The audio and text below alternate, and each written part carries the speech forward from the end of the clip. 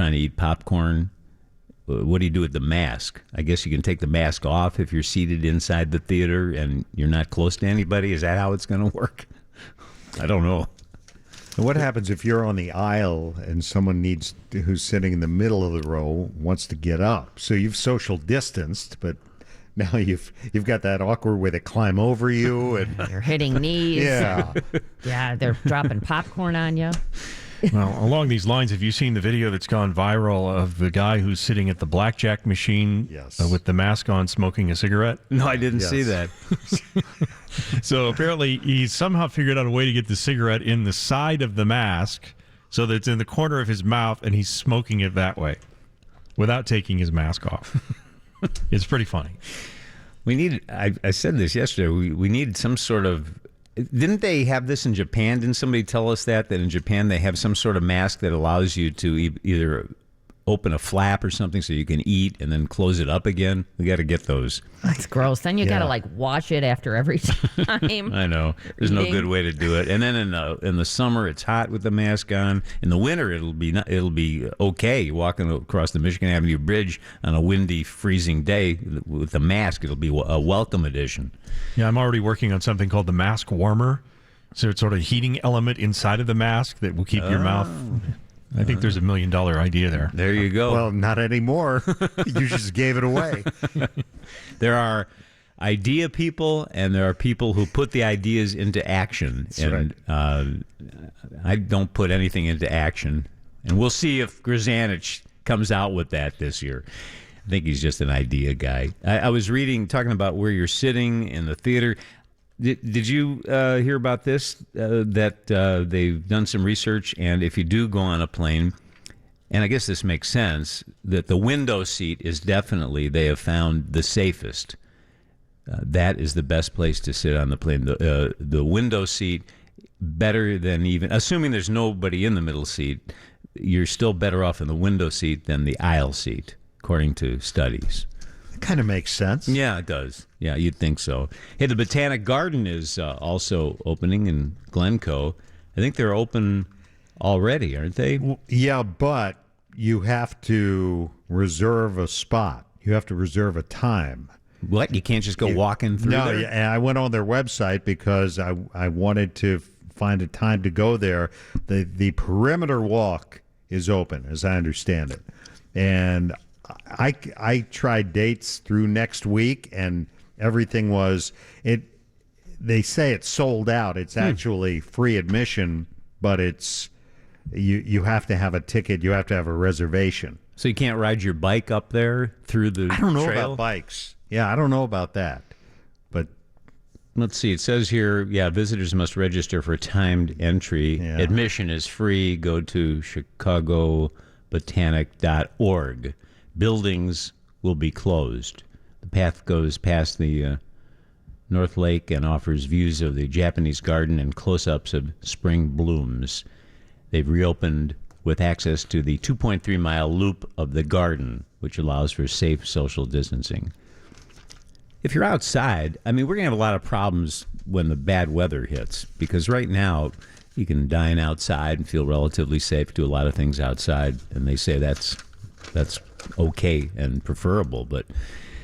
And really, we have okay weather around here really through October. it gets a little spotty, I know, but I remember for years going to Bears games and being hot out there. There'd be even a November day where the sun would be beating down on you and it'd be nice out. So, but then you run into trouble here pretty quick in Chicago. It goes from 70 to 0 overnight. 6:17 right now. We'll get to what people are talking about with our top 6 coming up next. Let's get to the information of the moment and that weather update, which is pretty good. Nice and cool this morning. We've got a really good forecast for not only today and tonight and tomorrow, but for the rest of the week and into the weekend as well. Mainly sunny today. A few sprinkles can't be ruled out a little later on today with a high near 80. Winds gusting up to 30 miles per hour, though. Clear skies tonight, low down to 60. Mainly sunny tomorrow, high near 77. A little cooler by the lakefront. It'll be 67 on Saturday with a mix of clouds and sunshine, and mainly sunny on Sunday with a high near 70. Sunshine now 60 at O'Hare, Midway, and the Lakefront. It's 57 in Bartlett. We're about to see the return of another sport, the PGA Tour, minutes away from resuming play, the Charles Schwab Challenge in Fort Worth. The tour says nearly 500 players, caddies, and essential personnel were tested. All tests came back negative. The White Sox take University of Tennessee left-hander Garrett Crochet. The Cubs mount Carmel shortstop Ed Howard on the first round of the MLB draft. And Commissioner Rob Manfred says he's 100% sure there will be a baseball season. The inbound side of the Eisenhower, that earlier accident at Harlem, has been cleared. Still some heavy delays in from First Avenue. Slow from First to Kedzie on the inbound side of the Stevenson. Some sunshine delays there. The Edens is fine along with the Kennedy and the Ryan. Hanover Park, watch for an accident in Barrington and Maple. And also the south side today, reconstruction on the bridge over the river to close north on Loomis between Eleanor and Cermak until the fall southbound one lane is open. I'm Mary Vandeveld from the IDOT Traffic Center, reminding you to drive responsibly. It really is a matter of life or death.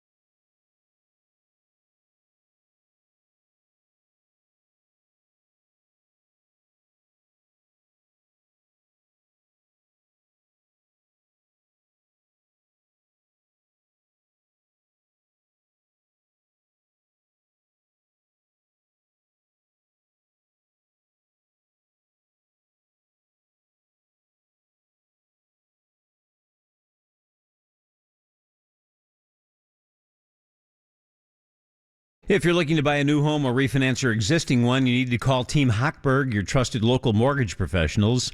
Today, meet Sue and Tom, happily married, who were about to close on their first home when COVID-19 hit mid-March. They called David because they were concerned about purchasing a home with so much uncertainty surrounding the economy.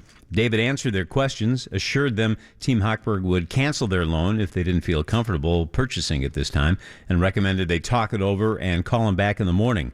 Sue and Tom called the next day to thank David for honestly answering their questions and not pressuring them into buying the home.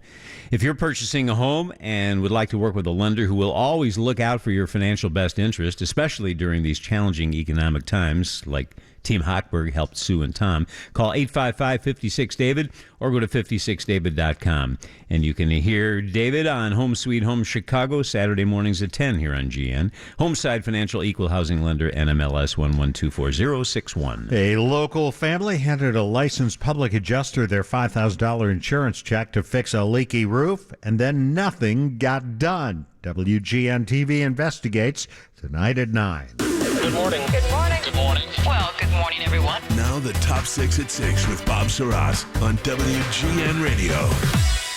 622, here's what the buzz is today. For the second time in 3 days, the state of Illinois reporting its lowest single-day increase in coronavirus cases since late March. 625 new cases reported, 78 additional deaths. The single-day increase, the lowest since March 30th, when 460 people were diagnosed with the illness. In all, just over 129,000 cases have been confirmed in Illinois since the pandemic began. This is interesting. An epidemiologist in Belgium claims hugging is safer than a handshake in reducing the spread of the virus. The explanation from the Belgium epidemiologist, quote, "As far as I am concerned, people are allowed to hold each other. More skin-to-skin contact increases the risk of transferring the virus. A handshake remains difficult. Hands come in contact with each other and with the environment, which increases the chance of the spread." End quote. Start hugging. Now, page 2. Governor Pritzker signed into law an Illinois budget heavily reliant on federal assistance because of the revenue lost to the virus, restrictions on businesses and social interaction. Democrats who control the General Assembly sent the governor a $42.9 billion spending plan. That's 7.5% larger than the current year's outlay. That takes effect July 1. Page 3. Officials with the Illinois Department of Public Health have confirmed that 2 batches of mosquitoes have tested positive for West Nile virus, the first positive tests of the summer. Oh, great. So we got the murder hornets. Get that suit of armor ready this summer. According to authorities, workers with the Des Plaines Valley Mosquito Abatement District collected a positive batch of the insects May 31st in River Forest, and on June 5th, officials from the North Shore Mosquito Abatement District found insects that tested positive for the disease in Evanston. Officials recommend using insect repellent and getting rid of standing water around homes as preventive measures. Yeah. I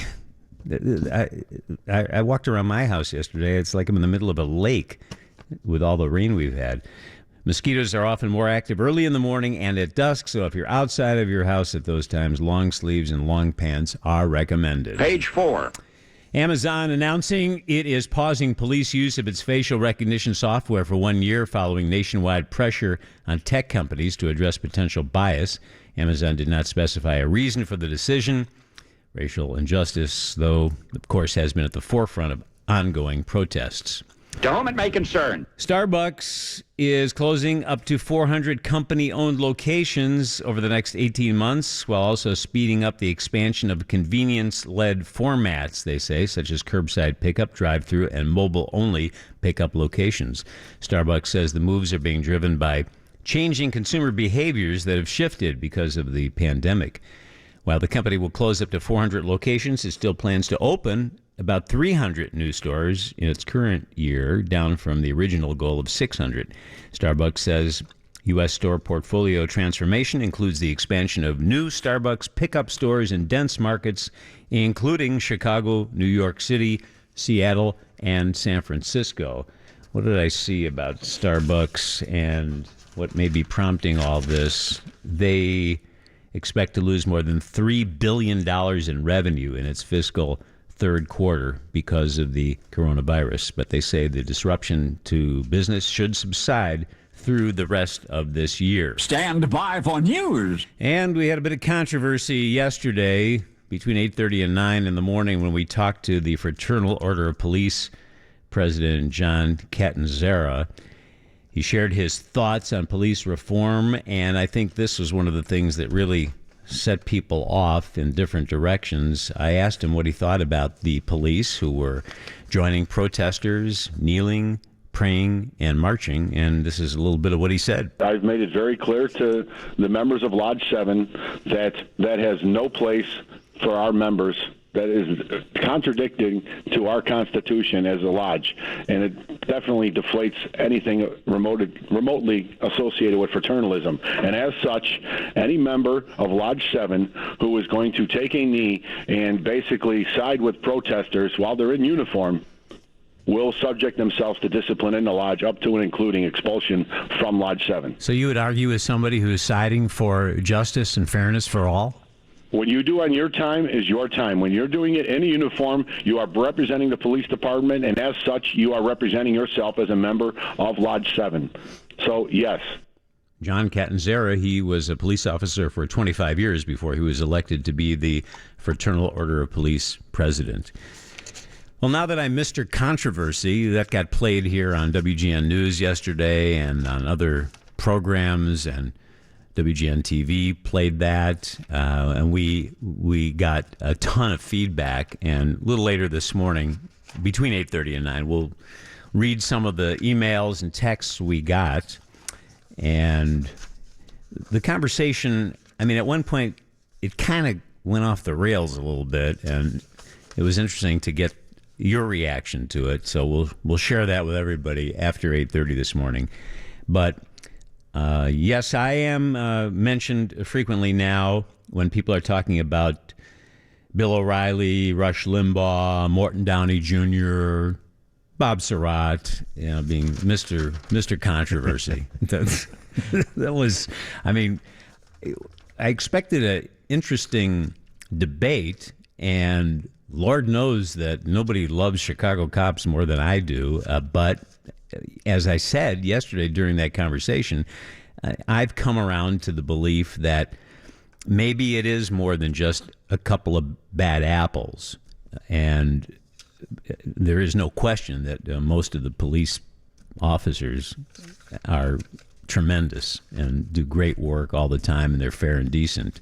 But my thinking has shifted from just got to weed out the bad apples to, well, maybe we've got to change the training. Maybe we've got to redirect some police resources. Maybe we have to do more than just say, well, you can't help it. There are always going to be some people who spoil it for everybody. So we can let you hear the complete interview. It's posted at WGNradio.com. And actually, the easiest way to hear it is just go to our website, WGNradio.com/Sirott, and you'll get right there. And then you can file your complaints. So anyway, more on that coming up after 8 o'clock today. And that's the way it is. This has been the Top 6 at 6 with Bob Sirott on WGN Radio. Sponsored by Permaseal Basement Systems. 2 million confirmed COVID cases in the U.S. and growing concern about new spikes in cases. The White Sox may have drafted the next Chris Sale, and the Cubs their shortstop of the future. In business, global stocks are in the red this morning, and losses are deepening on Wall Street in the pre-market. Dow futures are down nearly 700 points. Now with WGN traffic, here's Mary Vandeveld. Not bad on most of the roadways this morning, including the Edens and the Kennedy inbound Eisenhower. A delay as you make your way into Harlem because of an earlier accident. It's 34 minutes in from 390, 22 from Mannheim. Also starting tonight at 8 o'clock, the ramp to northbound Kennedy heading towards Wisconsin is going to close until the middle of October. A detour will take you to the outbound Ryan and Taylor for a U-turn heading back onto the Ryan. The inbound side of the Stevenson, 32 minutes from the Tri-State is slow from First into Kedzie. The Dan Ryan looking good. No delays on the tolls. In Wheaton, an accident. County Farm and Roosevelt and Hanover Park at Barrington and Maple. Also an accident at Narragansett and Diversey. I'm Mary Vandeveld from the IDOT Traffic Center, reminding you to drive responsibly. It really is a matter of life or death. Now the forecast from the Permaseal Weather Center. Mainly sunny today. Can't rule out a few sprinkles later in the day. High near 80. Clear skies tonight. Low 60. And then mainly sunny tomorrow with a high near 77. A little cooler at the lakefront. 60 now at O'Hare, Midway, and the lakefront. It's 58 this morning in Gary and 60 in Joliet. There are now more than 2 million confirmed cases of coronavirus in the United States, according to Johns Hopkins University, and health experts are increasingly concerned about spikes in new infections now and over the next few months. Dr. Jonathan Reiner at George Washington University says COVID-19 is still a significant threat. The virus hasn't gone away. It's not like we're looking for the second wave. the first wave isn't gone. The Harvard Global Health Initiative predicts 100,000 more coronavirus-linked deaths in the U.S. by September. Here's Dr. Ashish Jha. Right now, we have between 800 and 1,000 people dying every single day in America. And all of the models, all of the data suggests that things are going to get worse. We're going to have increases. 12 states have seen coronavirus hospitalizations rise since Memorial Day when states started reopening. That's according to data from the COVID Tracking Project. There's been at least a 10% increase in week-to-week cases reported in 19 states. That's also according to Johns Hopkins University. Globally, more than 7.3 million people have been confirmed to be infected with the virus, and at least 416,000 people have died. Here in Illinois, another 78 deaths reported yesterday from COVID-19. WGN Steve Bertrand has the numbers. Of the 78 deaths, all but 14 were in Chicago's Northeast Illinois region. There were 625 new cases confirmed. Within the past 24 hours, laboratories have reported more than 20,000 tests for a total of 1.1 million. The preliminary 7-day statewide positivity rate is at 4%. Steve Bertrand, WGN News. Stop the pain. Those were the words from George Floyd's brother as he testified on policing reform.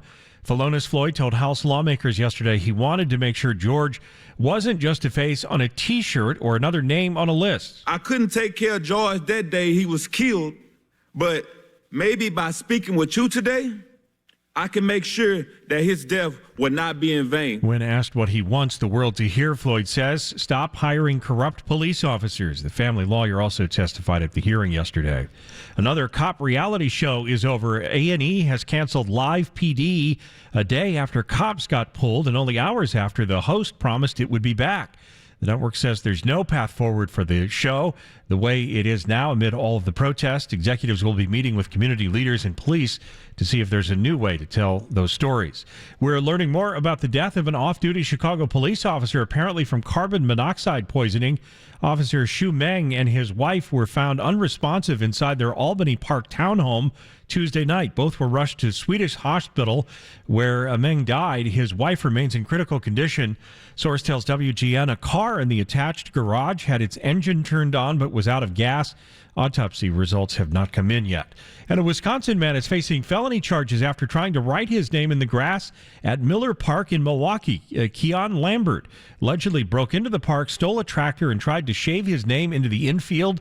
Lambert caused about $40,000 worth of damage.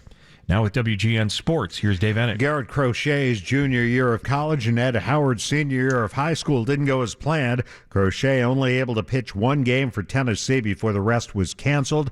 And Howard missed out on his senior prom and graduation, but both are first-round picks. Crochet by the White Sox, Howard a South Sider by the Cubs. He played at Wrigley Field last year in the Under Armour All-America game. NASCAR heard Bubba Wallace and listened. And now when tracks reopen to fans, the fans will have to leave their Confederate flags behind. The flags have been a mainstay at NASCAR tracks, but Wallace said earlier this week there was no place for him, and NASCAR complied. They ran last night at Martinsville. Martin Truex Jr., the winner. Wallace finished 11th. And the first golfers tee off shortly at the Charles Schwab Challenge in Fort Worth. First PGA Tour event since the Players' Championship opening round on March 12th, the day the sports world began to stand still. Dave Ennett, WGN Sports. Your money on WGN. Futures are pointing toward a weak opening later on Wall Street. As a matter of fact, Dow futures are off now more than 600 points, more than 2%. S&P and NASDAQ futures are off about 2% as well this morning. Global stocks are all in the red as well. Deep losses in Europe with London off nearly 3%. Paris off nearly 3% as well. Same story in Frankfurt. And losses in Asia with Hong Kong, Japan, and China all lower today. The U.S. government is set to issue its latest report on unemployment later this morning. The numbers coming out at about 7:30 Chicago time. The pace of job cuts has declined in the nearly 3 months since the coronavirus hit hard, forcing business closures and sending the economy into a recession. But the unemployment numbers from the last week or so expected to be over 1 million this morning, maybe 1.5 million. Johnson & Johnson is moving forward with its COVID-19 vaccine testing. The company announced an early human clinical trial will start next month ahead of schedule. More than 1,000 healthy adults aged 18 to 55 will be tested, as well as adults 65 years and older. The trials will run in the United States and in Belgium. And I'm Steve Grzanich on Chicago's very own 720 WGN.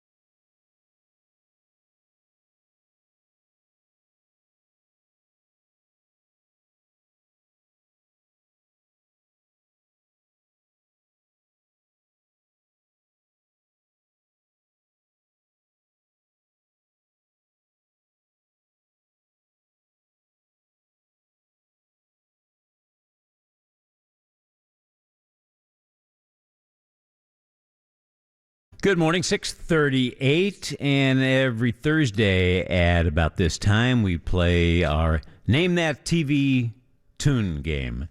And this is how it works. We'll clear off the lines here in a minute, and we'll play 5 seconds of a TV theme. And if you're the first person to call in and correctly identify it, you get a $50 Apt gift card.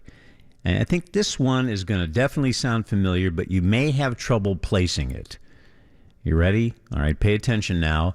Number to call will be 312-981-7200. Listen up. Got it? 312-981-7200. All right, and it has it. You're not eligible. And I think I would get this pretty quickly, but we'll see what happens.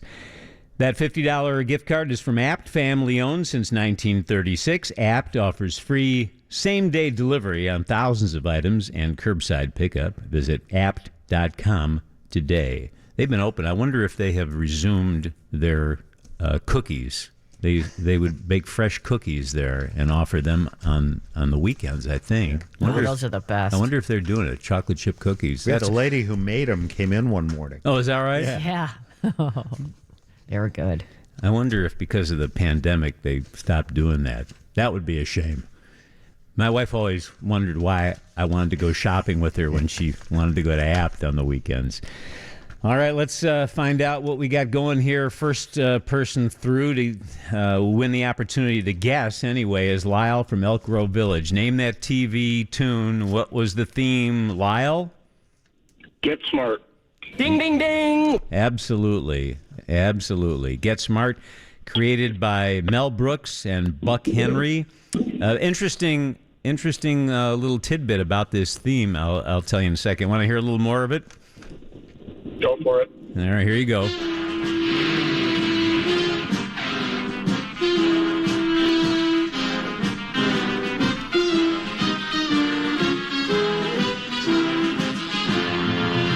Agent 99, yeah, Don Adams. Of course, everybody remembers Barbara Feldon. Wasn't he Agent 86? Oh, wait a minute, that's right. Well, wait a minute. Maxwell Smart, he may have been Agent 13. I don't know. I don't remember.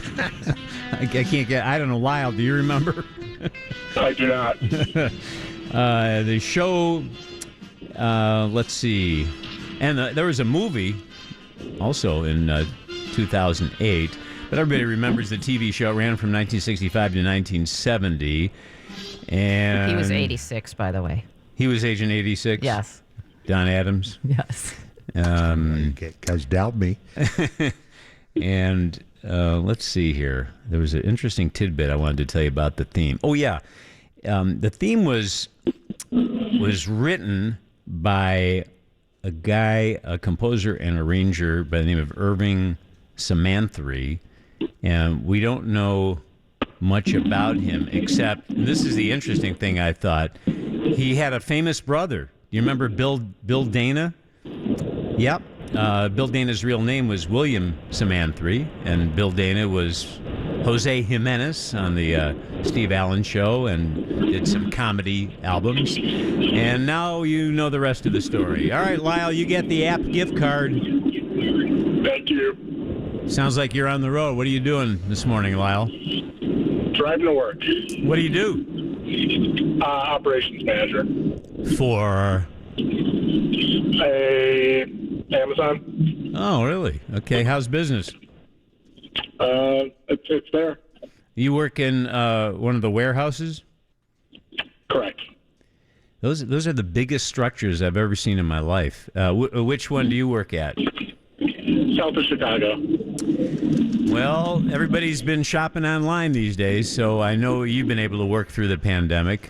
Correct. You notice how whenever we talk to somebody here, nobody is forthcoming about where they work. I have to pry it out of them. What happened to the days when people would want to plug their businesses and get free commercials? I don't know. NDAs. Oh, okay, I get it. Got to be careful. All right, hang on, Lyle, and we'll get the information we need from you so we can get you that gift card, okay? Thank you. All right, thanks for listening. Congratulations. And it's good talking to you. That $50 app gift card from App, family owned since 1936.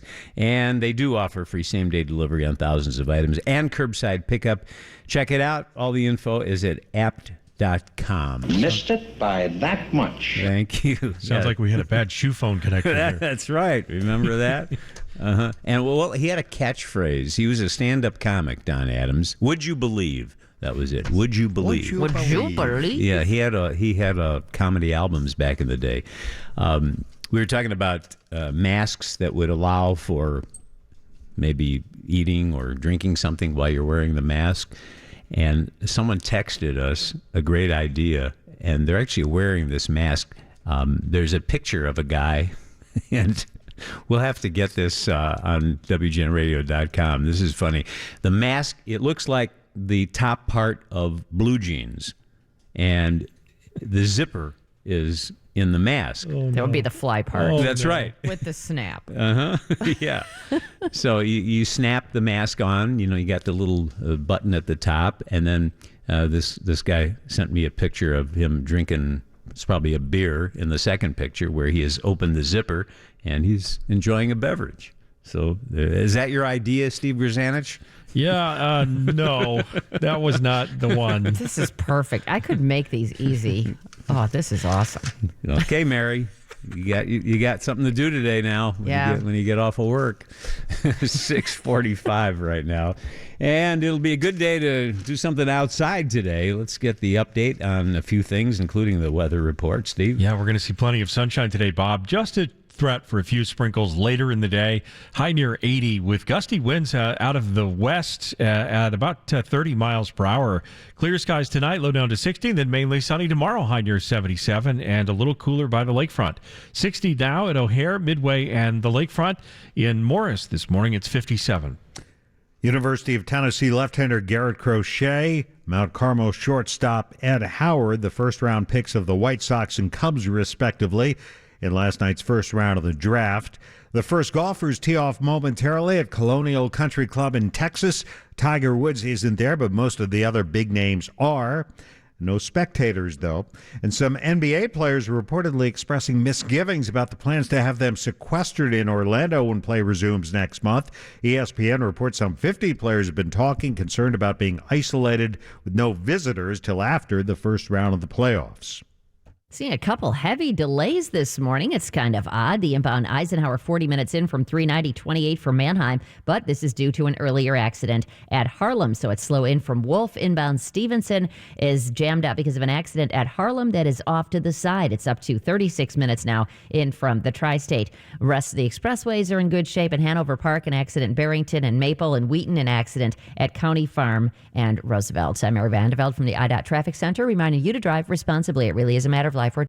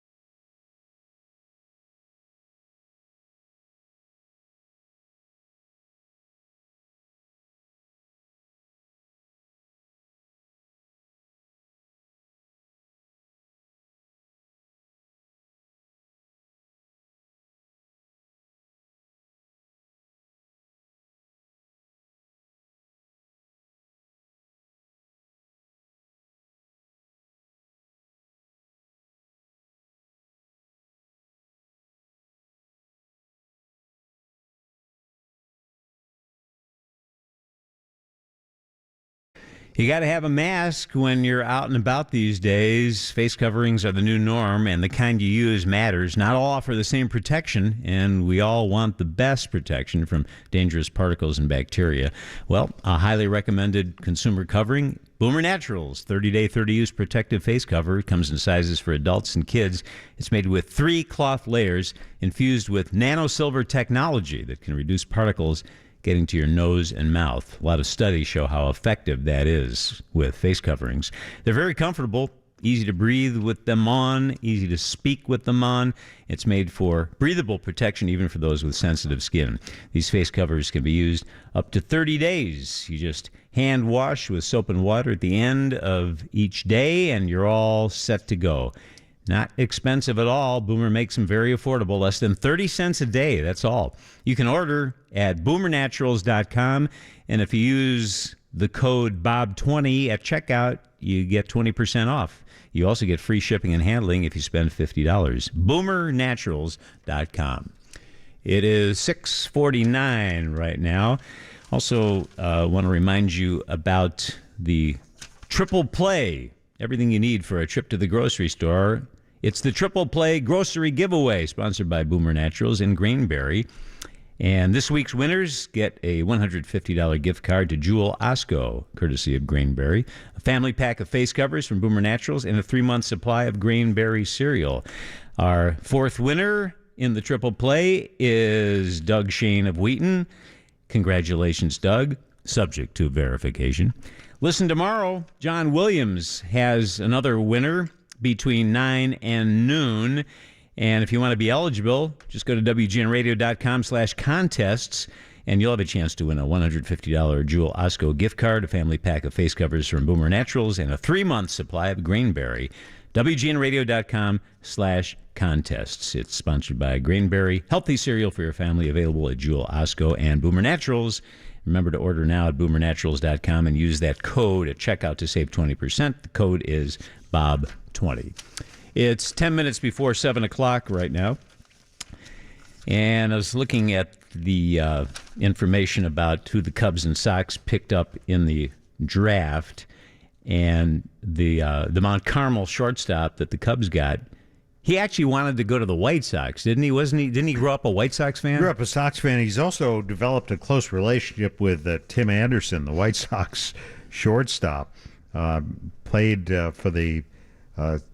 for the White Sox on their ace team when he was growing up, and of course played in the Little League World Series with the Jackie Robinson West team. He was the starting shortstop there. But I also think that it's not bad to be drafted by a team in your hometown, even if it might not be the one that geographically is a little closer to where you grew up. Ed Howard went to Mount Carmel, and 6'2", 185 pounds. First high school position player out of Illinois to be drafted in the first round since Jason Worth of Chatham Glenwood in 97. 97, yeah. I'm looking at the stats on Howard. He hit .421 with 11 doubles, 4 triples, and 3 homers in just 35 games during his junior season. So they didn't get to play after that, right? No, they didn't play this year. And the Cubs have 4 picks still to go today, don't they, Dave? Yeah, they go rounds 2 through 5 later on today. This kid, I was watching, I think he posted a video of working in the weight room, and he's bulked up, and that was one of the things that the Cubs noted last night, that he has since their first contact with him, he's put on 25 pounds of muscle, or maybe he put on the 25 pounds that Anthony Rizzo lost. Maybe, but well, you don't want to bulk up too much if you're a shortstop, do you? No, well, I don't think he doesn't look. Plus, he's tall. He doesn't 6'2". look. Yeah, he doesn't look bulked up. But everybody is very impressed by him. A lot of composure. He's obviously he's been in the limelight quite a bit at a very young age, and had to go through that whole ordeal with the Jackie Robinson West team. Right. But you can only imagine what that was like. And then he sees his senior year wiped out by a pandemic. So, Last time the Cubs picked somebody out of high school was Albert Almora Jr. Yeah. He was drafted in the first round. And the White Sox got a guy who can throw 100 miles an hour, and they have 4 picks left. So what do we know about this left-hander that the White Sox Garrett have? Crochet out of the University of Tennessee, grew up in Mississippi. He was throwing about 97, I think, last year. He came back from a broken jaw and worked his way back, hit the weights, got himself stronger, and made one start last year before the season was wiped out. And he threw 3 2/3 innings and had 6 strikeouts. Yeah, I saw a line on him. He made 36 appearances, 13 starts, struck out 149 batters, and walked 48 in 132 innings. Yeah, not too shabby. The junior year, 81 strikeouts, 65 innings.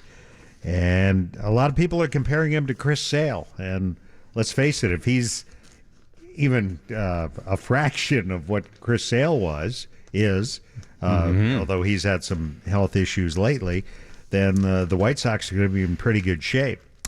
Yeah, well, with Kopech and Dylan Cease. Yeah, you got the makings of a pretty impressive pitching staff. Keep there. those arms healthy. Don't you worry about those fireballers these days? You do. You worry about all young pitchers these days because they throw a lot of innings coming up, and but on the other hand, there are a lot of guys who've had maybe some bumps in the road early in their careers with injuries, whatever, and maybe they undergo Tommy John surgery and they come back and they're better and stronger than ever.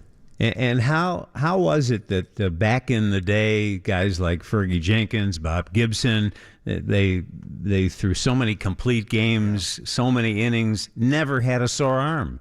I don't get it. Does it have to do with what they didn't do when they were younger, or what they did do? But they certainly didn't have the training that they do today. The facilities. I don't get it. A lot of theories on that, and I don't know that there's any one I've heard that necessarily would rule out. But yeah, you're right. I mean, it wasn't even really a thought back then. The closer was a relatively recent phenomenon that now has been sort of pushed into a bullpen by committee type deal. I've heard Ferguson Jenkins talk about how when I went out to the mound, when I got the ball, I expected to finish the game. Well, he won 20 games 6 years in a row. I mean, think about that. Now when a guy wins.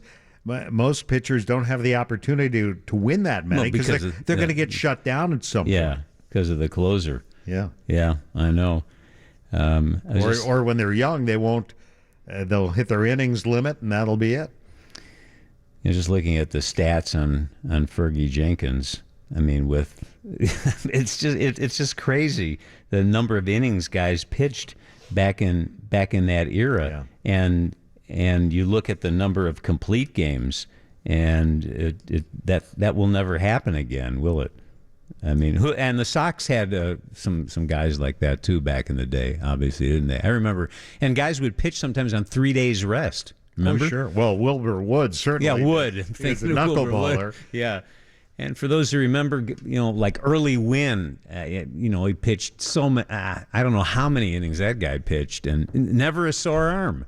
I don't know. You'd think with all the attention given to players now by nutritionists and therapists and all the equipment they have that they wouldn't have as many problems. You know what else? They have more. But you know what else? Guys throw harder today. I think they look for that guy who can throw like Garrett Crochet at 97, and every team's got those guys now. Mm-hmm. And I think if you look at that, I mean, they could have something to do with that. I'm not saying there weren't fireballers back in the day, but guys consistently throwing in the high 90s. Hey, I never had a sore arm, but then again, the last time I was in one of those what do you call those speed cages where you can throw the ball and they The clock gun? you? Yeah, the jugs gun, is that it? I'm clocked. I can hit maybe 39, 40 miles an hour.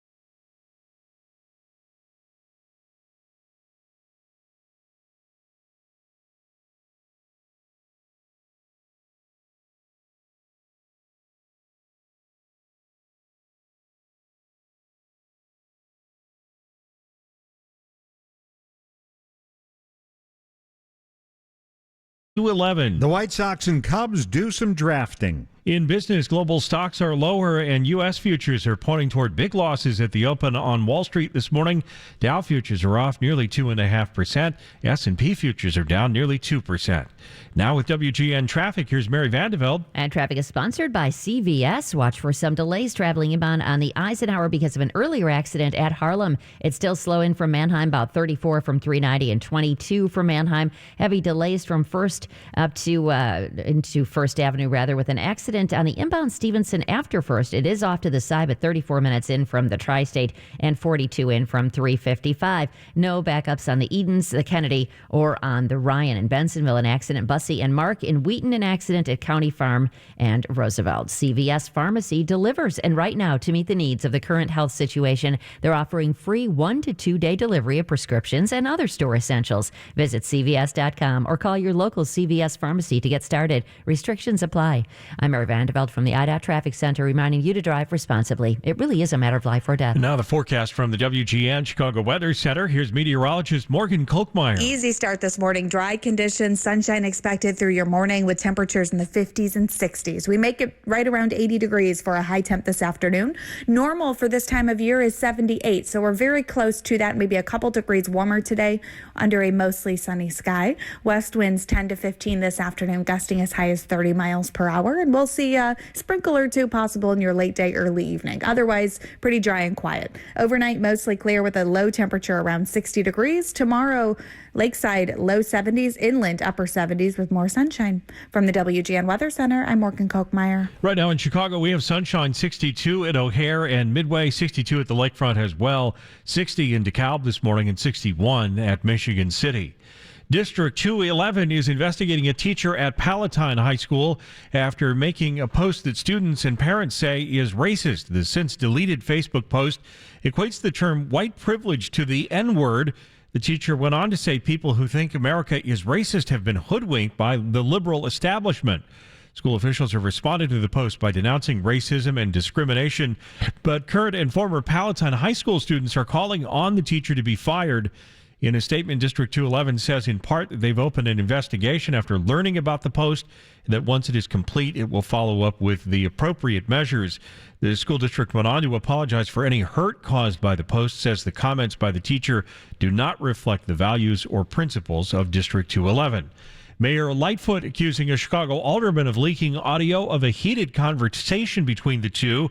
Mayor Lightfoot didn't mention Southwest Side Alderman Raymond Lopez by name, but heavily implied that he illegally taped a May 31st phone call with all 50 aldermen and the mayor and then leaked the audio. One of the aldermen, and I think we know who it is, illegally taped and then shared only that portion of the conversation that served his purposes. Lopez has denied the accusation. Lightfoot hosted the call during the height of civil unrest in Chicago following the George Floyd killing in Minneapolis. The call included a profane exchange between the mayor and Lopez after he complained about an inadequate response by the city to looting. A tape of the conversation has been circulating on social media. The Shed Aquarium has become the latest Chicago institution to lay workers off because of COVID-19. Officials yesterday said that they would lay off about 36 workers and furlough 171 employees after June 20th. Federal relief funds will help the museum pay workers until then. The Shed Aquarium, along with the rest of Chicago's museums, have been closed since mid-March. Most of them have announced layoffs in recent weeks. The Illinois Gaming Board meets today to start planning for the reopening of the state's casinos. More on that from WGN's Shannon Halligan. Each facility will be required to submit a plan outlining exactly what they'll be doing to keep people safe. That includes how casinos will ensure 6 feet of social distancing, cleaning measures, distribution of personal protective equipment for all patrons and employees, and daily health screenings. There's also a list of what won't be allowed. That includes buffets, poker rooms, and table game tournaments. There's still no date for Illinois casinos to reopen. Casinos in Indiana reopen on Monday. The state of Illinois has awarded a one-time stipend to child care providers, but Governor Pritzker says more must be done. He says the new $270 million grant program makes Illinois the first state in the nation to help restore child care during the pandemic. Every child in every state deserves access to quality child care and early learning services, whether there's a pandemic going on or not. Pritzker says that he wants to hear from providers about how best to distribute that money. And 3 people have been injured in a house fire in Volo. Firefighters arrived on Terra Vista Court to find a garage and part of a house burning. The garage and vehicle badly damaged, the home damaged as well. We're told the injuries were not life-threatening. The cause of that fire is unknown. And now with WGN Sports, here's Dave Ennett. Swing and a miss at the fastball inside part of the plate. 95 on the gun. Gets the job done. 1, 2, 3, go the Wildcats. Crochet strikes out the side. And White Sox fans are hoping for more of that from Garrett Crochet. Taken on the first round by the Sox last night out of Tennessee, and already being compared to former Sox left-hander Chris Sale, though Crochet considers those comps a bit premature. I have not achieved anything as close to Chris has achieved, but I mean, it's definitely nice to hear and nice to see, but I definitely see the similarities, and actually when I was developing my slider, I kind of tried to shape it the same way that his is, so he was definitely a mentor for me that I kind of viewed from social media platforms and just watching as he played. The White Sox passed up a chance to take Ed Howard, who played for the Sox Amateur City Elite program, but was gobbled up 5 picks later by the Cubs. The Mount Carmel shortstop, 6'2", 185, and impressed the Cubs when he appeared in a pre-draft Zoom meeting wearing his glove. The PGA Tour is underway for the first time since March, the Schwab Challenge in Fort Worth, and NASCAR has listened to Bubba Wallace and banned Confederate flags 155 years after the end of the Confederacy. I'm Dave Ennett, WGN Sports. Your money on WGN. Global shares are down significantly this morning as reports of rising numbers of coronavirus infections in many countries raise fears over the risks of a resurgence in outbreaks. Investors also appear spooked by the Federal Reserve's warning that the path to economic recovery will be long. European markets and Wall Street futures are down well over 2%. Asian markets closed lower. New weekly figures on jobless claims are coming in about a half an hour or so. We expected to see more than 1 million people filing for those claims over the last week. Meanwhile, the price of oil also down. U.S. benchmark falling below $38 a barrel. Grubhub is being bought by a European food delivery company. Just Eat Takeaway has agreed to purchase the Chicago-based mobile food delivery service for $7.3 billion. Shareholders of each company need to approve the transaction. Grubhub was reportedly in merger talks with Uber, but those discussions apparently stalled. Some product news this morning. Pepsi is kicking off summer early with a taste of pineapple. It replaces the lime flavor released last year. The drink was said to be a hit in Japan, and now it's in the U.S. as well. But don't go searching everywhere for it. It's only going to be sold at Walmart for the time being. The berry and mango flavors are still on shelves as well. Your Money is sponsored by T-Mobile for Business. Visit T-MobileForBusiness.com. And I'm Steve Grzanich on Chicago's very own 720 WGN.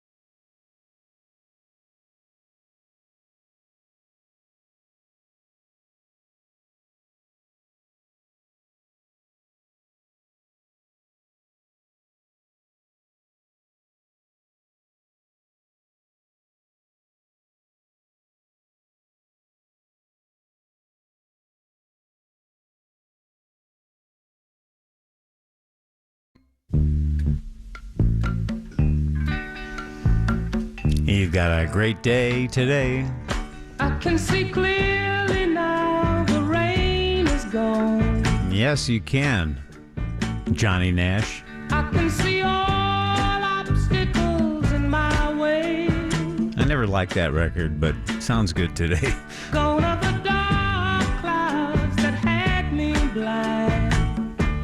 It's gonna be a bright, sunshiny day.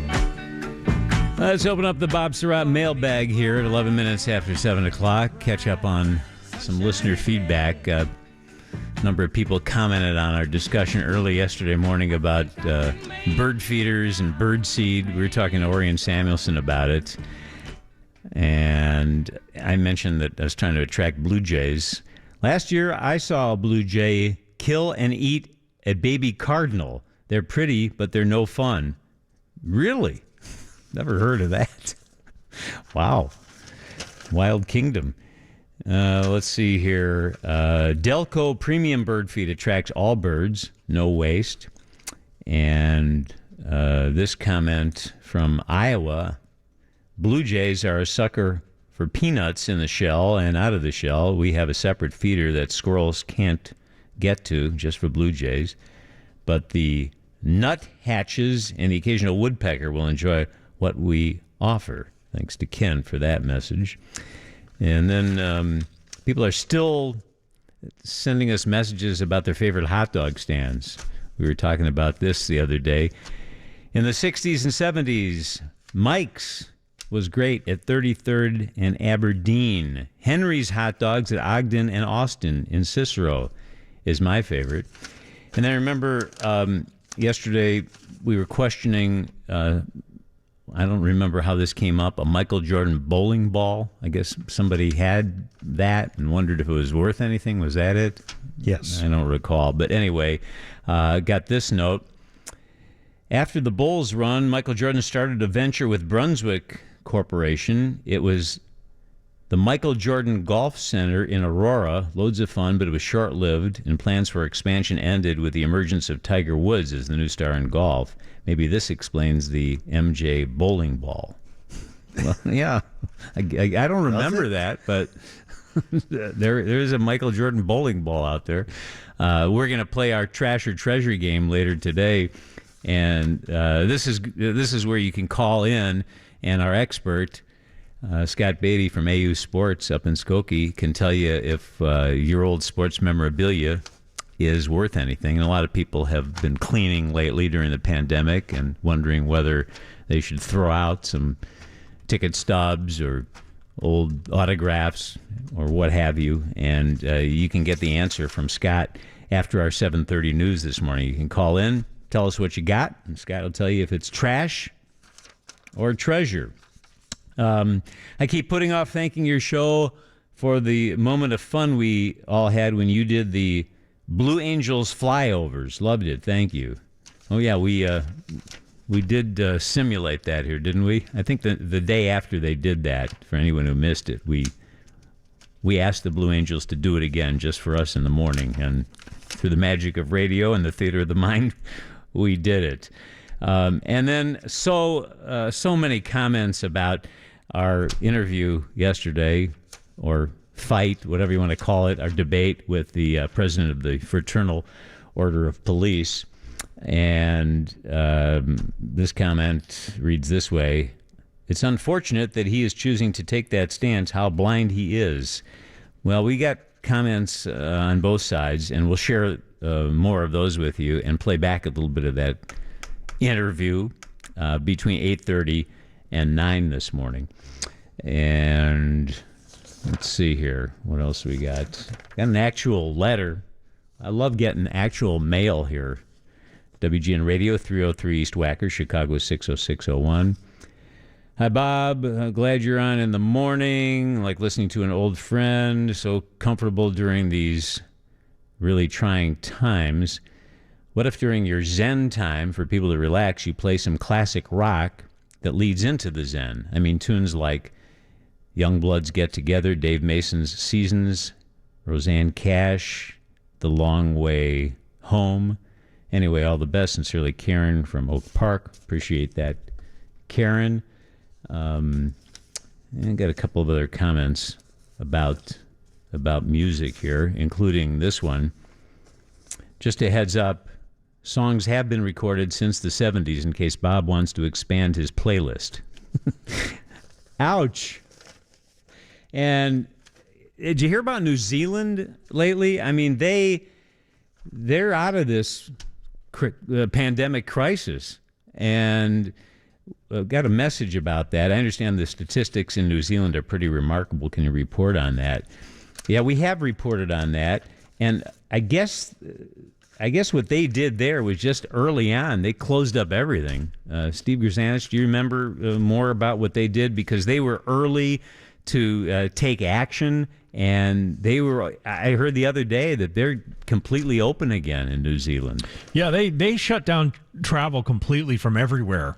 They didn't allow anybody coming in at all to New Zealand, and I think that was a big part of it. They also had a huge testing and tracing program. They, with every one of the cases, they made sure people were quarantined, and obviously they can do more with forcing people to stay at home than we can here in the United States. But they were on top of it, and they worked hard on it, and it's over there now. All right. Well, note to self. Do a remote from New Zealand this summer. It's 7:17. We'll get the extremely local news report from Block Club Chicago next. Here's the report on traffic and first weather, and it's going to be a great day today. Steve? It is, and all through the rest of the weekend as well, with plenty of sunshine. We're going to see a high today, maybe 80, with winds gusting up to 30 miles per hour. Clear skies tonight, low down to 60, then mostly sunny tomorrow, high near 77, a little cooler at the lakefront. On Saturday, a mix of clouds and sunshine, a high near 67 and cooler at the lakefront. And on Sunday, mainly sunny and cooler with a high near 70. Right now, 62 degrees at pretty much all of our reporting stations with sunshine. Commissioner Rob Manfred says he's 100% sure there will be a baseball season. He says unequivocally they will play, even if it's Manfred mandating a 48-game season. Tennessee left-hander Garrett Crochet taken on the first round by the White Sox. Mount Carmel shortstop Ed Howard by the Cubs in last night's draft. Arizona State first baseman Spencer Torkelson, number 1 overall by Detroit, where he will move to third base. And Reggie Bush is back with USC after a 10-year disassociation. The former star running back has been welcomed back to the university, where he was at the center of a scandal that got the school harsh penalties from the NCAA. And traffic is sponsored by the Illinois Department of Transportation. Earlier accident on the inbound Stevenson after First Avenue is off to the side. It's about 24 minutes in from the tri-state, though. Other delays, the inbound side of the Eisenhower heading into Harlem because of an earlier accident, about a half hour in from 390. But the Edens, the Kennedy, and the inbound side of the Ryan are looking good. In Wheeling, an accident, Dundee and Milwaukee, also in Wheaton at County Farm and Roosevelt. And on the Eisenhower starting tonight, the inbound Eisenhower ramp to northbound Kennedy will be closing until the middle of October. They were supposed to do this last week, but because of the protests, it was postponed. A detour will take you to the outbound Ryan and Taylor for a U-turn there. Then you head back onto the Ryan. I'm Mary Vandeveld from the IDOT Traffic Center, reminding you to drive responsibly. It really is a matter of life or death.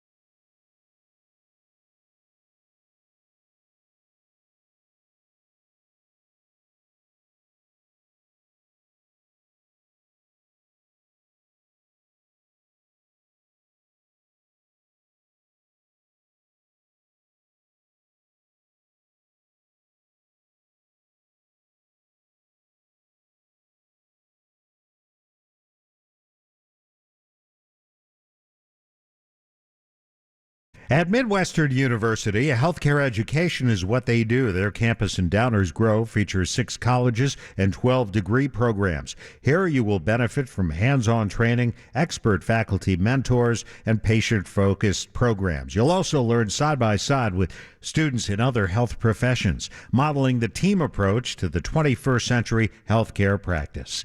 Learn more about their programs at midwestern.edu. That's midwestern.edu. Midwestern University, tomorrow's healthcare team. A local family handed a licensed public adjuster their $5,000 insurance check to fix a leaky roof. Then nothing got done. WGN TV investigates tonight at 9.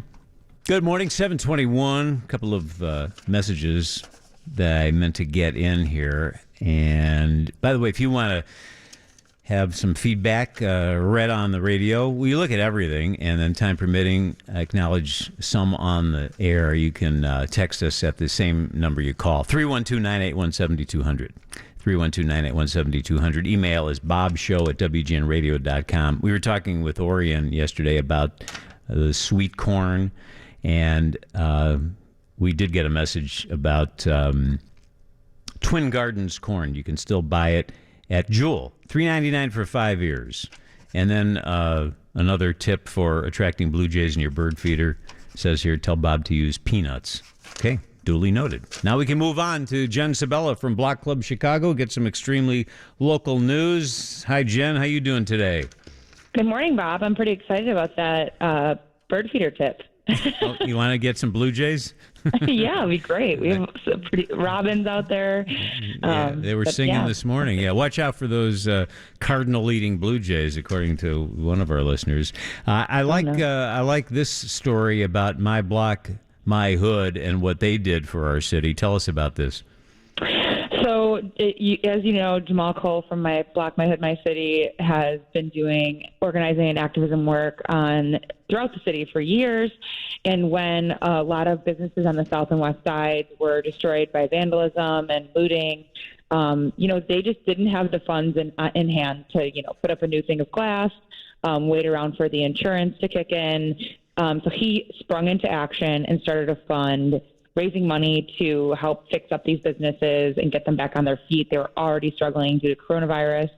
And he raised $1 million in 2 days, which, I mean, if we've been following, what the city is doing for relief, what the state's doing for relief, and then he comes in and raises $1 million in 2 days. That's from the average of $68 donations from people all around the country. But a lot of Chicagoans stepped up and kicked in the money, and he's still raising that money, so you can go and donate at My Block, My Hood, My City, or formyblock.org, and we also have a link on our website, blockclubchicago.org. And what he's doing is people can just directly apply through his website for the relief funds, and he's also organizing volunteers to fix up stuff. So if you just need cleaning done, if you need some help with construction, people are able to say, I have these skills. And so he's just organizing all of this.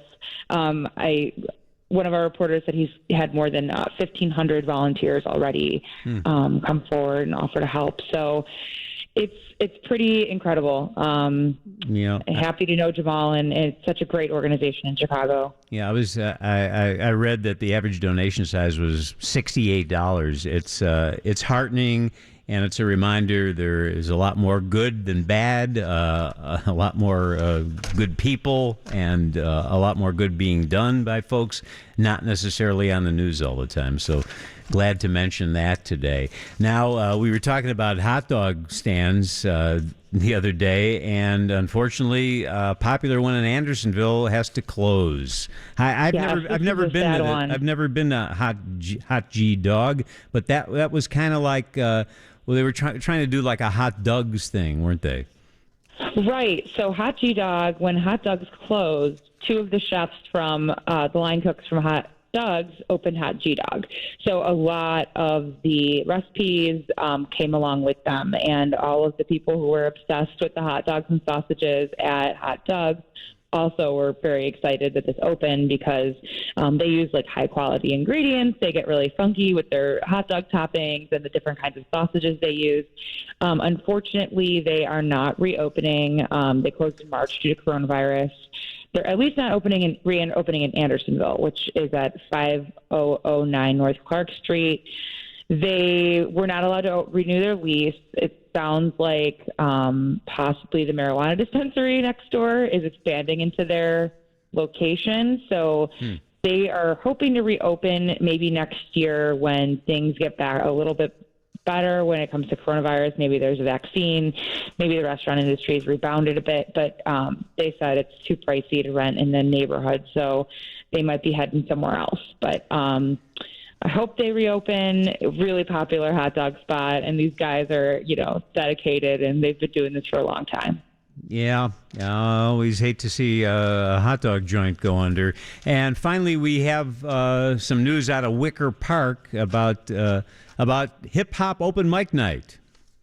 Yes, so all of the music venues in Chicago remain closed. There's actually an article that came out yesterday saying 90% of the country's music venues might close if there isn't a relief effort to help them, since they won't be able to reopen until large crowds are permitted to be together again. And a lot of bands aren't touring anymore. So Subterranean and Wicker Park on North Avenue, they've been a venue for a long time, and they are bringing back a really popular hip-hop open mic night. They have the MCs come and take the stage in the venue, and they stream it on Facebook, Instagram, and all the individual artists' social media pages. And the people who are performing are just so happy to have an outlet again to perform and make some money. People are able to tune in and tip the performers, and it's really nice. The owner of the Subterranean is not getting any money for this. All of the money is going to performers, and they're actually donating any surplus of funds to a restorative justice organization in Rogers Park. But it's just, they have this empty space, and they have a chance to keep people listening to music and performing music. So it's every Tuesday night from 7 to 9. You can tune in on the Subterranean website or on Facebook Live and Instagram Live. What was that statistic? That's alarming about the music venues that are in trouble. 90%. That was a report in, I believe it was called Brooklyn Vegan, which is a music website. They said that they polled a bunch of music venues throughout the country and just asked them about cash on hand and how long they can keep paying rent and stay open. And it's pretty grim. So they're actually calling for states and federal government to have some sort of relief effort specifically for venues. We're actually working on a story right now about what this looks like locally. So hopefully we'll have more data on the Chicago end of that soon. All right. And more information on everything we're talking about here at blockclubchicago.org. There's the extremely local news update for this Thursday. Jen Sabella, thanks. Talk to you tomorrow. Thanks, Bob. Have a good one. And coming up, we'll do the trash or treasure bit here. If you've got some sports memorabilia that you are thinking of selling, or maybe you want to know if it's worth saving, we got the expert here. And Scott Beatty from AU Sports on Dempster and Skokie, he knows his stuff, and you'll be able to call him and ask him about what you got. That's coming up right 7:30. Good morning, everyone. I'm Steve Grzanich. District 211 investigating a teacher at Palatine High School after a controversial social media post. The PGA Tour is back on this morning in Texas. In business, global stocks are in the red this morning, and U.S. futures are pointing toward a sharp loss at the open. Dow futures are down nearly 800 points. Now with WGN Traffic, here's Mary Vandeveld. And traffic is sponsored by Plumbers911.com. Eden's looking good. Outbound side of the Kennedy, a slight delay into Cumberland. Inbound on the Eisenhower 32 in from 390, about 18 from Manheim, with some backups into Harlem. The inbound side of the Stevenson is slow into Kedzie from Cicero, about 24 from the Tri-State. No delays on the Ryan, the Bishop Ford, or on 57. Accident in Woodridge at Boughton and Woodward, also in Wheeling at Dundee and Milwaukee. CTA Red Line will not stop at Argyle or Lawrence until Friday night due to track work. Do you have a plumbing emergency at your home or business? Don't panic. Call Plumbers 911. Plumbers 911 provides Chicagoland with licensed and highly trained plumbers 24/7. Call Plumbers 911 at 1-833-PLUM-911. I'm Mary Vandeveld from the IDOT Traffic Center, reminding you to drive responsibly. It really is a matter of life or death. The forecast from the Permaseal Weather Center, mainly sunny today. Can't rule out a few sprinkles later in the day, high near 80. Clear skies tonight, low down to 60, and then mainly sunny tomorrow with a high near 77, a little cooler along the lakefront. It's 62 degrees right now in Chicago. A Facebook post about Black Lives Matter protest is now the subject of an investigation at a suburban high school. Some current and former students say they're outraged by the now deleted Facebook post from a social studies teacher at Palatine High School. WGN's Gaynor Hall tells us what that post said. It says in part, I find the term white privilege as racist as the N-word. You have not walked in my shoes, so do not make assumptions about me and my so-called privilege. You think America is racist? Then you have been hoodwinked by the white liberal establishment and race baiters like Jesse Jackson and Al Sharpton. School officials have responded to the post by denouncing racism and discrimination, but current and former Palatine High School students are calling on the teacher to be fired. We are not identifying the teacher yet. In a statement, District 211 says in part they opened an investigation after learning about the post and that it's once complete, it will follow up with appropriate measures. School district went on to apologize for anyone who was hurt because of that post.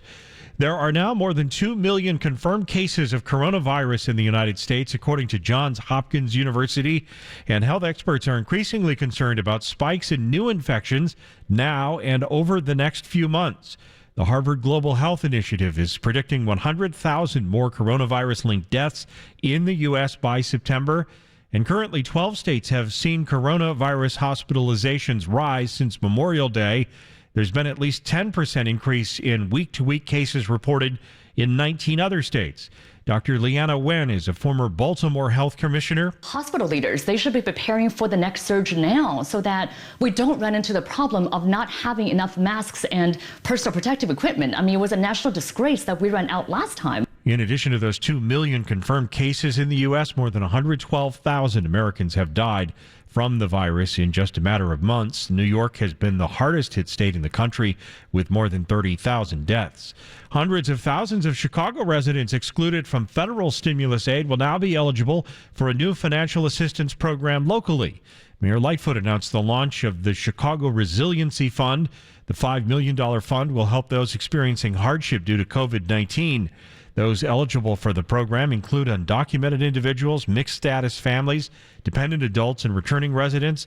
Those eligible will receive a one-time check of $1,000. People in our city are hurting. Our neighbors are hurting. And we have an absolute solemn obligation to answer their calls and their demand for resources. And that's exactly what we will continue. The Open Society Foundation made a major donation to the fund. The Resurrection Project will oversee the money and get it to those most in need.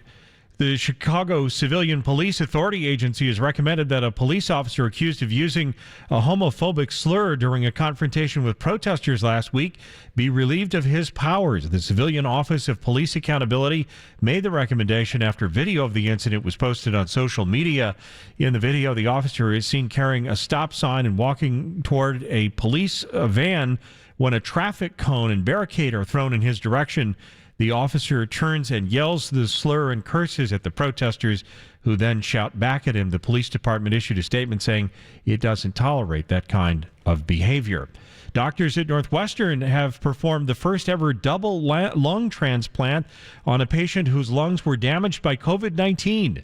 More on that from WGN's Pam Jones. The patient, who's in her 20s, spent 6 weeks in the COVID ICU on a ventilator. By early June, her lungs showed irreversible damage. The lung transplant team at Northwestern then listed her for a double lung transplant. 48 hours later, they performed the life-saving surgery. Doctors say it was her only chance at surviving. She's now recovering. Pam Jones, WGN News. Now with WGN Sports, here's Dave Ennis. The only golf you've probably seen the past 3 months has been replays of past Masters, but the PGA Tour is playing again today in Texas. Brian Harman and Wyndham Clark tied for the lead at 2 under par early in the Charles Schwab Challenge, where new rules are in place: social distancing, no locker rooms. Players, not their caddies, handle their own clubs, and the caddies wipe everything down. Fans will return next month. The draft began in baseball. The White Sox, choosing 11th, selected Tennessee left-hander Garrett Crochet. One pick after the Angels took Louisville lefty Reed Detmers. The Cubs at 16 took Mount Carmel shortstop Ed Howard, their first high school first-rounder since Albert Almora Jr. 8 years ago. U.S. Soccer has repealed a policy requiring national team members to stand for the national anthem. Members of the U.S. women's team asked for the repeal. The rule came after Megan Rapinoe hero of that team took a knee in support of Colin Kaepernick in 2016. And Bubba Wallace spoke and NASCAR listened. The Confederate flag now banned from NASCAR tracks.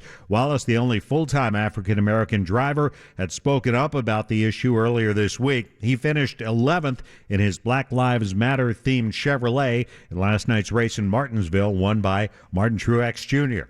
Dave Ennett, WGN Sports. Your money on WGN. The latest unemployment figures are out for the last week. 1.5 million new laid-off workers sought jobless aid over the last week. That's a 10th straight weekly decline, even as more businesses reopen. Wall Street futures are tanking this morning as investors worry about a second wave of coronavirus outbreaks. Dow futures are down more than 2%, nearly 700, make that nearly 800 points now. On the broader market, S&P futures are down nearly 2.5%. NASDAQ futures are down about 1.5%. Second wave worries are rising as cases spike in states like California, Texas, and in Arizona. And some more product news this morning. Bacon, beef, and cheese in one bite. If that sounds like Wendy's Baconator burger, it's not. Well, it is, but it's not. Pringles has partnered with Wendy's to make the new chip-flavored, which is called the Baconator, that's hitting store shelves now. Fans say it has already been spotted at several stores, including at Target. And I'm Steve Grzanich on Chicago's very own 720 WGN.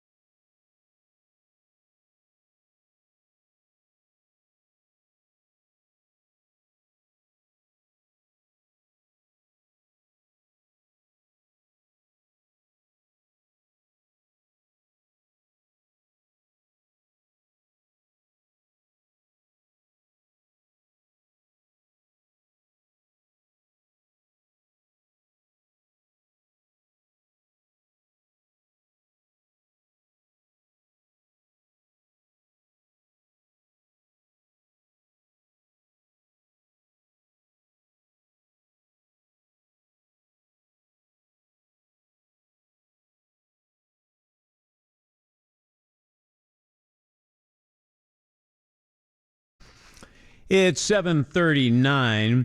We were talking the other day about the ticket stub from Michael Jordan's regular season debut that sold at auction for nearly $25,000. So we thought it'd be a good time to check in with our pal Scott Beatty from AU Sports on Dempster and Skokie and let you call in and ask him if you've got trash or treasure. Hi, Scott. How you doing?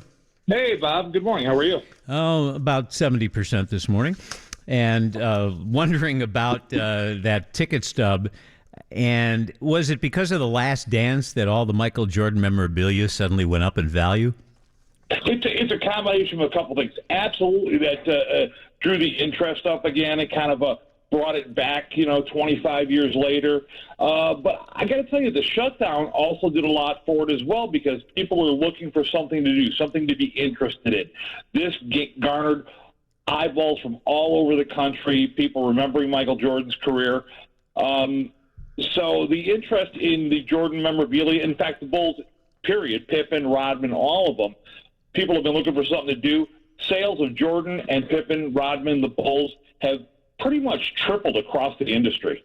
And Sunday night, ESPN is going to run that, I guess it's just a 30-minute documentary. It's not any kind of Last Dance sort of marathon because it's a 30 for 30 film. Long Gone Summer, Sunday night, 8 o'clock Central Time, about the baseball home run chase with Sosa and McGuire in 98.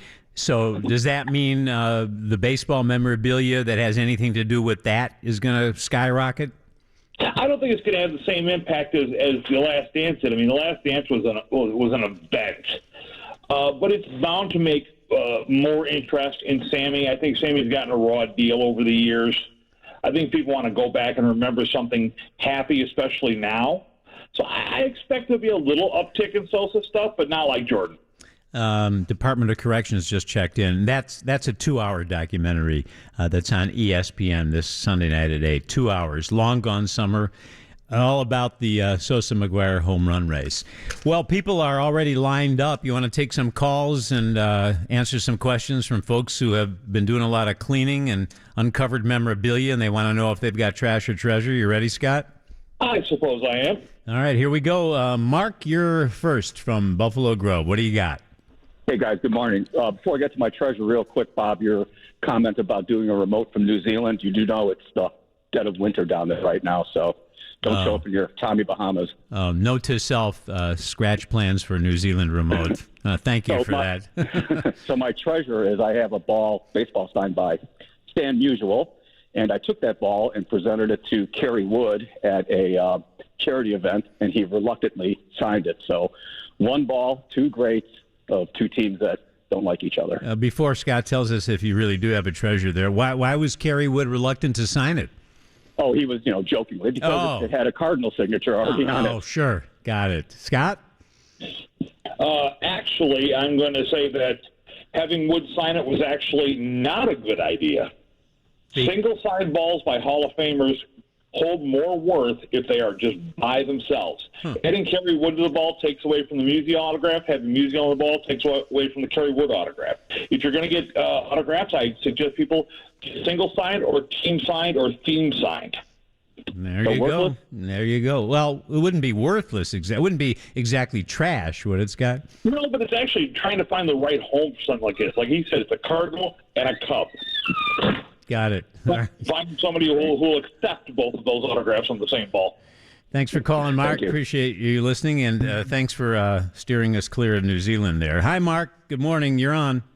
Good morning, sirs. What do you got there for us, Mark?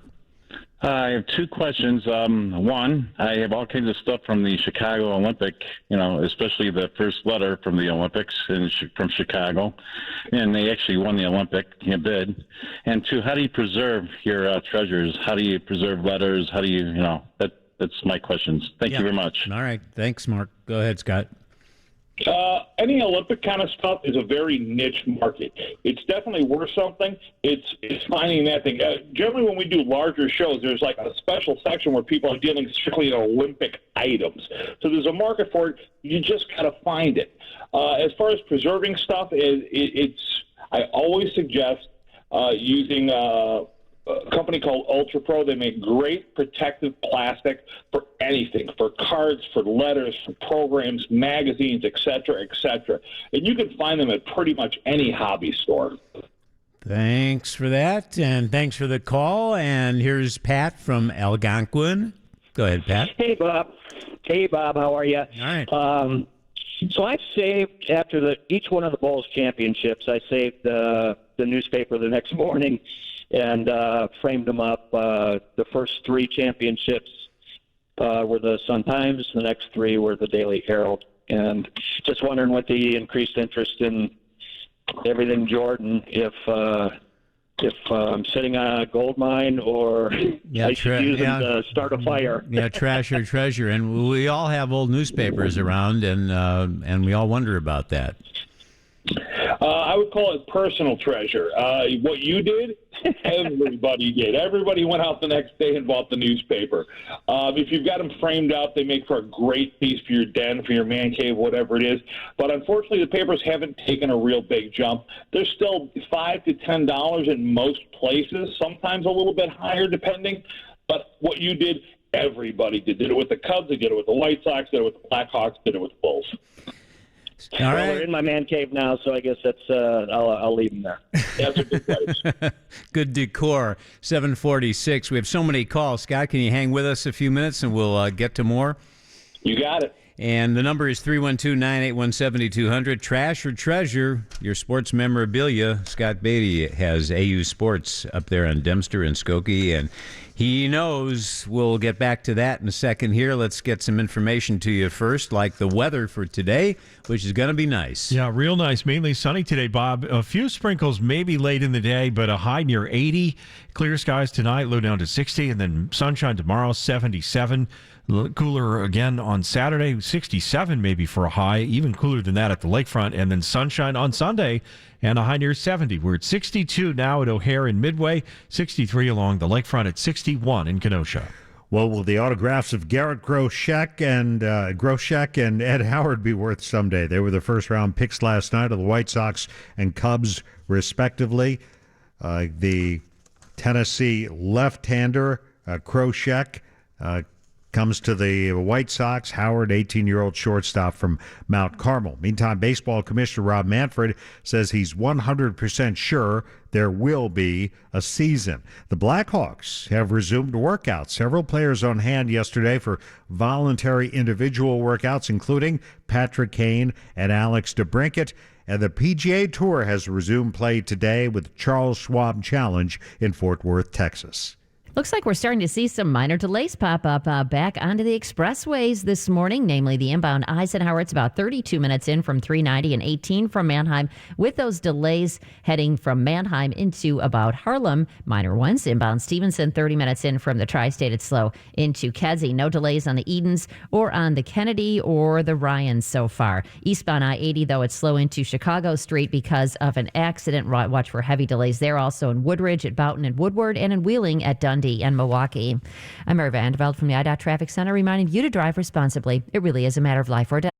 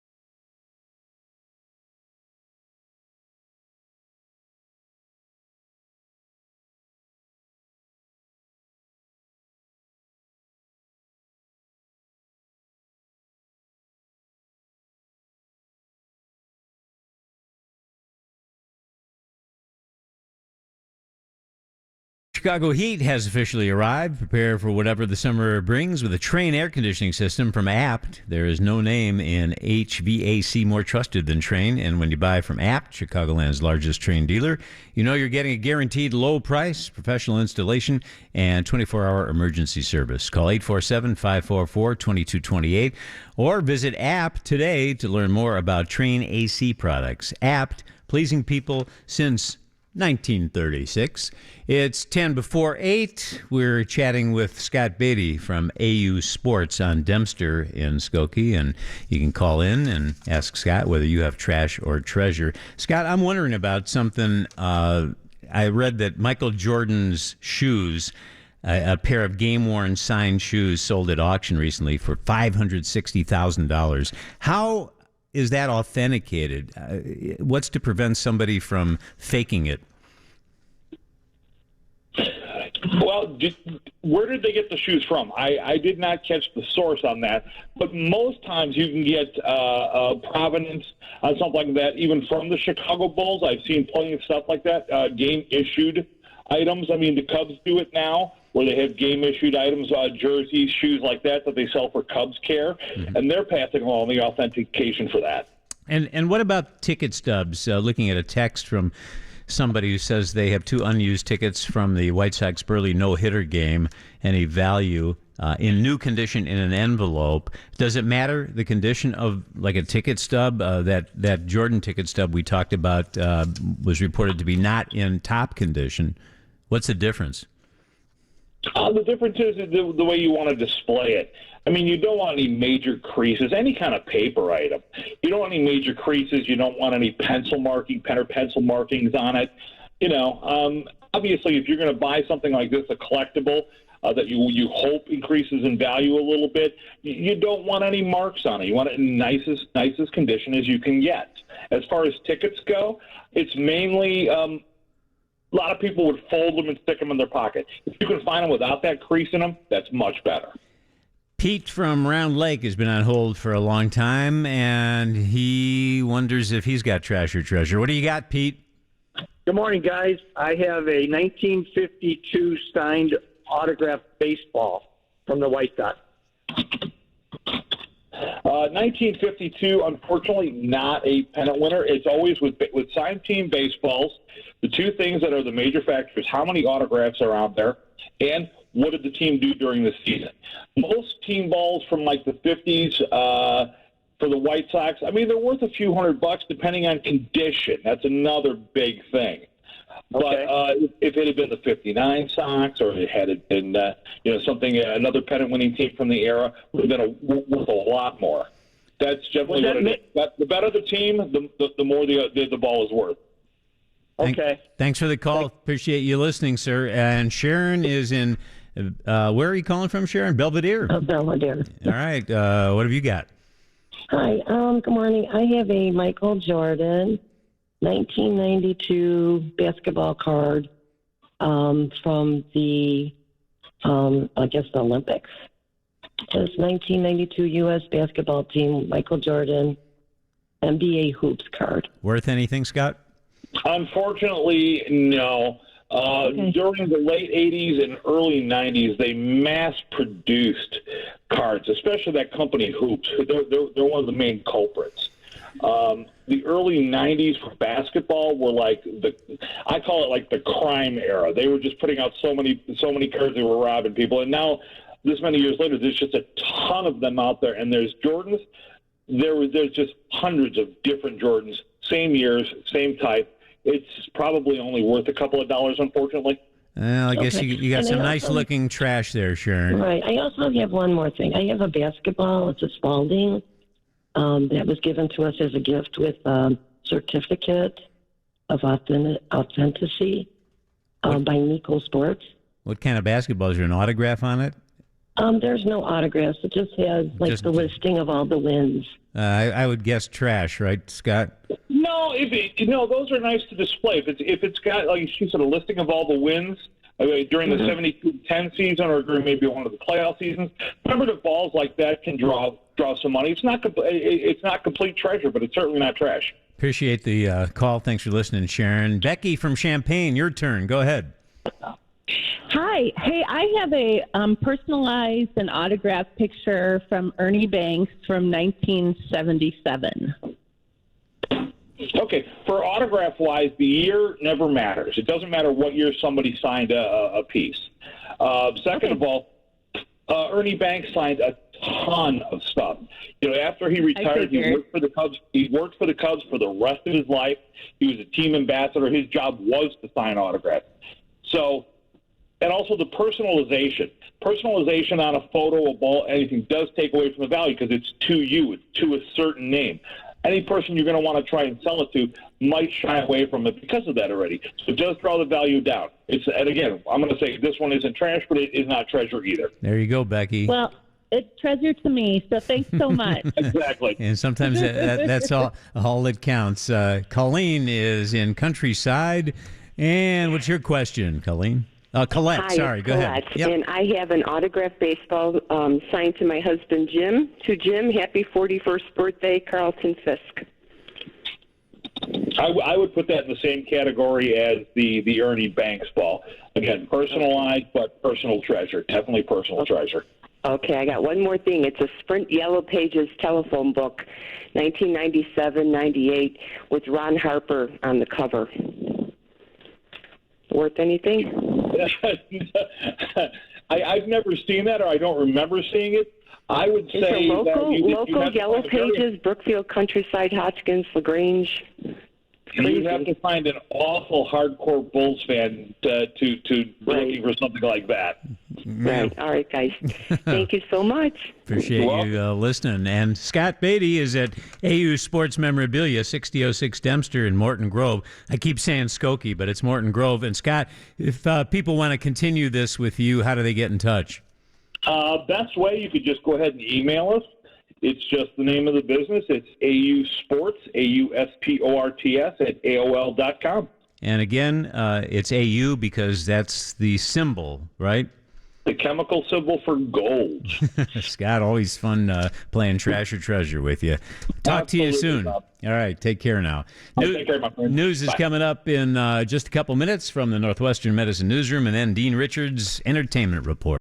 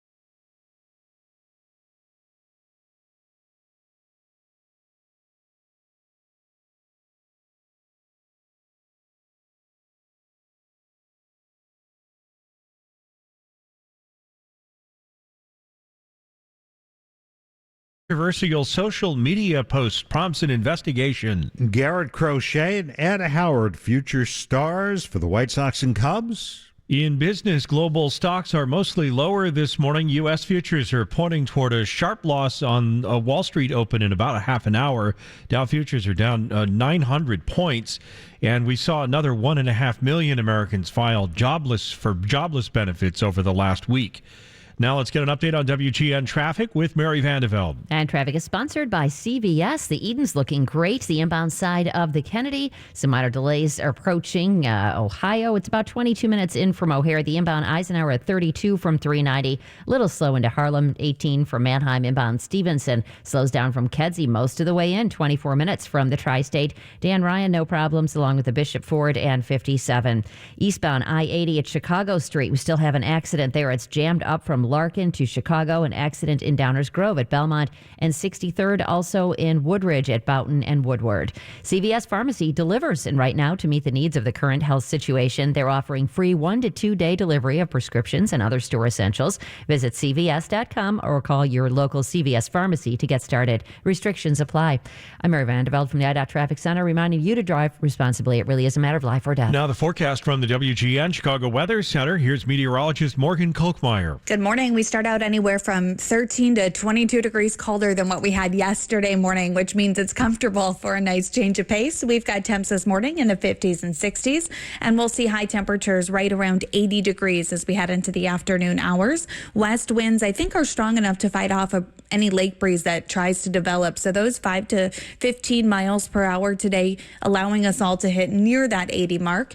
Might see a sprinkle or two in your late day and early evening. Otherwise dry, mostly sunny, and near 80 degrees. Tonight, mostly clear with temperatures falling right around 60. From the WGN Weather Center, I'm Morgan Kolkmeyer. Partly sunny right now at 65 degrees at O'Hare, 66 at Midway, 64 along the lakefront, it's 65 in Waukegan. A North Suburban School District is investigating the controversial social media post made by a high school teacher at Palatine High School. Some former students say this isn't the first time that the teacher has caused a stir. More on that from WGN's Courtney Guzman. A Palatine High School social studies teacher is now under fire for a now deleted Facebook post, and those we talked to in the community say they want her fired. We are not revealing the identity of this teacher, but this is what she wrote in part. It says, "I find the term white privilege as racist as the N-word. You have not walked in my shoes either, so you do not make assumptions about me and my so-called privilege. You think America is racist? Then you have been hoodwinked by the white liberal establishment and race baiters like Jesse Jackson and Al Sharpton." Some students say they were not surprised that the teacher made the remarks because they've seen other problematic posts from her in the past. District 211 says it's investigating and will take appropriate measures. Students from DePaul University took to the streets of Lincoln Park to protest. The group calling for DePaul to end its relationship with the Chicago Police Department. Students also say they want the department to be defunded and that money be used in other ways. Having people who are trained in those situations to de-escalate someone who's mentally ill, who's having overdose, who is in the middle of a domestic violence situation. No offense, but police officers are not trained to do that. So when you reallocate funds to disperse it among people who are more trained and more qualified, less violence, better for everybody. The protesters also calling for officers to be removed from inside Chicago public schools and for the city to hire more social workers instead. The Civilian Office of Police Accountability says a Chicago officer should be stripped of his police powers for using a gay slur against some protesters. Video caught the officer using the slur when they threw a traffic cone in his direction. There's no decision yet from the police department, but in separate cases, 2 officers who violently pulled a woman from a car and another officer who flipped off protesters in Lincoln Park have been relieved of their police powers. A new report by the city's inspector general is critical of the police department's record keeping. More on that from WGN's Vic Vaughn. Says the department routinely has difficulty finding records when they're requested by prosecutors for lawsuits or by those seeking records through a Freedom of Information Act request. Claims the department doesn't currently have an efficient way to track all of the records it's required to maintain, and that is threatening people's right to a fair trial. The IG's office says top CPD brass agree with many of the report's findings. findings and that they're working to improve. Vic Vaughn, WGN News. And now with WGN Community Corners, here's Ryan Burrow. The COVID-19 testing site, which had been at the corner of Water Street and Sheridan Road in Waukegan, has been moved to 102 West Water Street to accommodate emission testing. The new site will be available to healthcare workers, first responders, people exposed to COVID-19 patients, essential workers, and people with compromised immune systems. It is open daily 8 a.m. to 4 p.m. or until all 750 tests have been used. I'm Ryan Burrow with Community Corners on WGN Radio. And now with WGN Sports, here's Dave Enick. Good morning. Ed Howard insists he wasn't disappointed the White Sox didn't draft him at number 11 in last night's draft. After all, he gets to stay in town anyway. Select Ed Howard. Howard with a big cheering section last night as he got the word the Cubs had taken him at number 16. The White Sox had gone for pitching instead. And Garrett Crochet, a left-hander from Tennessee who averaged over 10 strikeouts per 9 innings in his college career. The 20-year-old already hearing comparisons to former Sox lefty Chris Sale. And during the draft, a pronouncement from the commissioner. The most important thing is that we play Major League Baseball in 2020, and I can tell you unequivocally we are going to play Major League Baseball this year. Rob Manfred, who can implement a 48-game season with the players receiving full prorated salaries if they can't strike a deal. And we'll hear from Blackhawks general manager Stan Bowman and Coach Jeremy Colliton today. For the first time since play was suspended in March, they'll address the media as some Blackhawks have begun voluntary individualized workouts. I'm Dave Enick, WGN Sports. Your money on WGN. Futures are moving further into the red this morning as we head to the opening bell in about 20 minutes on Wall Street. Dow futures are off nearly 900 points this morning, nearly 3 1/3%.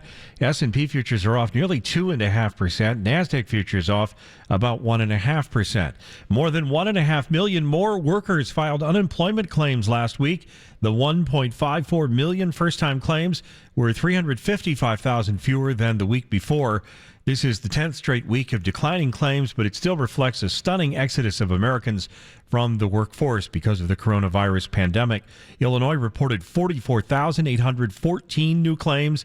Indiana, more than 23,000. Wisconsin, more than 25,000. Illinois' numbers were down week over week, but Wisconsin and Indiana saw increases. And producer prices are up. Figures out this morning show producer prices rose 0.4% last month. Analysts had forecast no change after prices dropped a record 1.3% in April. Producer prices were last month about 0.8% lower than May of 2019. And I'm Steve Grzanich on Chicago's very own 720 WG.